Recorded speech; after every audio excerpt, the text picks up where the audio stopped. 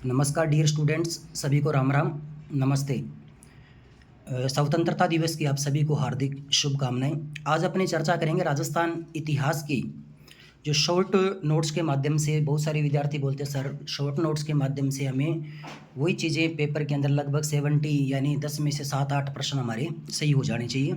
उसके लिए हमें क्या करना चाहिए? एक तो मैं आपको पहले ऑलरेडी आपको मैं बता चुका हूँ, राजस्थान जो अध्ययन की किताब है माध्यमिक शिक्षा बोर्ड की, जो किताब है कक्षा 10 की, वो तो आपको पढ़नी है। इसके अलावा कक्षा 9 की भी किताब है, बहुत ही शानदार। पिछला मुख्य परीक्षा जो रीट वाली थी, या राजस्थान का जो मुख्य परीक्षा 3rd ग्रेड का जो एग्ज़ाम था, उसमें लगभग 90% जो पेपर है हिस्ट्री और आर्ट एंड कल्चर का कक्षा 9 व 10 की किताब से है। उसके साथ साथ आपको एक किताब, अगर आप बोले भी, आप बहुत सारे विद्यार्थियों का सवाल रहता है भी सर हमें ज़्यादा मैटर नहीं पढ़ना है, मतलब आजकल आपको पता ही ये ट्रेंड बना हुआ शॉर्ट चाहिए सभी को। हालांकि शॉर्टकट एग्ज़ाम के लिए कुछ नहीं होता है, लेकिन फिर भी अगर बहुत ही कम और बहुत ही कम प्रश्नों के अंदर बहुत ही शानदार अगर कोई मैटर है तो इस किताब से इतिहास का नई जो बुक है, नया एडिशन है, ये थोड़ा सा ध्यान में रखना है आपको। ब्रह्मास्त्र की किताब है राजस्थान के इतिहास की, और इसके अंदर ये है आपके रोहित सर की।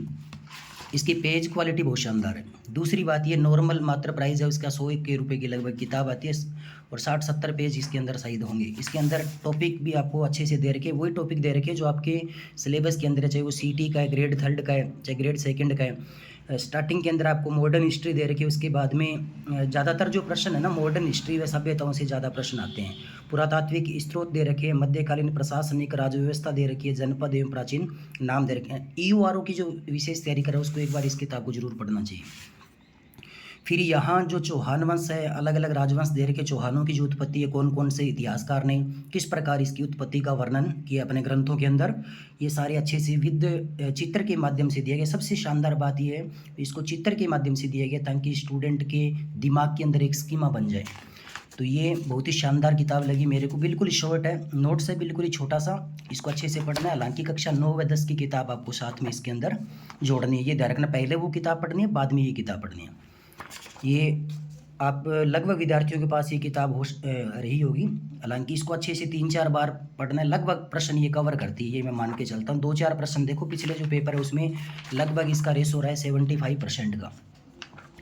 और इसके अंदर हालांकि एक चीज़ मैं आपको बता दूं, कक्षा 9 व 10 की किताब को भी इसके अंदर शामिल किया गया, फिर भी वो किताब आपको एक बार जरूर देखनी, क्योंकि वहाँ थ्योरिकल जो दिया गया ना वो अच्छे से समझ में आता है। इसके अंदर 1 लाइन दिया गया तो ये थोड़ा सा आपको डिफिकल्ट लगेगा। यहाँ पे किसान व जनजातीय आंदोलन भी दे रखा है, और इससे भी 2-2, 3-3 प्रश्न हर एग्ज़ाम के अंदर आ रहे हैं। इसके अलावा अगर बात करें, प्रजामंडल भी इसके अंदर बहुत शानदार दे रखा है। हालांकि प्रजामंडल की डेट वगैरह आजकल बहुत कम पूछता है, बीच में से प्रश्न आ रहा है, क्योंकि कौन से व्यक्ति का संबंध किस प्रजामंडल से, इन चीज़ों को आपको अच्छे से ध्यान रखना है। चाहे वो किसान आंदोलन है, चाहे जनजातीय आंदोलन है, चाहे प्रजामंडल, इनके जो जितने भी व्यक्ति जिस आंदोलन से जुड़े हैं उसको आप अलग से एक डायग्राम के माध्यम से उसको आप अलग से लिखे, अपने शॉर्ट नोट्स के माध्यम से उसको अच्छे से तैयार करें। उसमें से हर पेपर के अंदर प्रश्न आ रहे हैं, ध्यान रखना।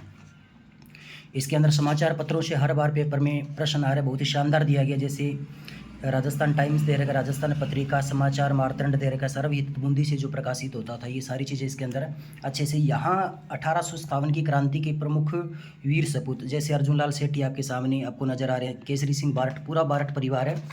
उसके अलावा गोपाल सिंह खरवा। इसके अलावा अगर बात करें, बहुत ही शानदार डायग्राम के माध्यम से, बहुत ही हीरालाल शास्त्री, बहुत ही बेहतरीन दे रखा है। हाँ, इस किताब को कम से कम आपको 4 या 5 बार पढ़ोगे तब जाके ये कहानी आपको अच्छे से समझ में आएगी। राजस्थान का एकीकरण दे रखा है, बिल्कुल शॉर्ट दे रखा है।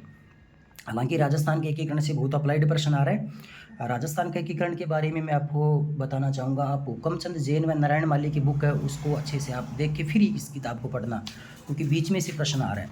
फैक्चुअल जो प्रश्न है उसकी संख्या दिन प्रतिदिन कम हो रही है, ये थोड़ा सा आपको ध्यान में रखना है।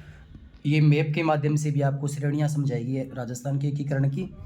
उसके अलावा सभ्यताएं, राजस्थान की सभ्यताओं से हर पेपर के अंदर 2-2 प्रश्न आ रहे हैं। सभ्यताओं में आपको विशेषता अच्छे से पढ़ के जानी है, नहीं कि उसके उत्खनन करता, क्योंकि वो बेसिक नॉलेज है, हर किसी को होता है।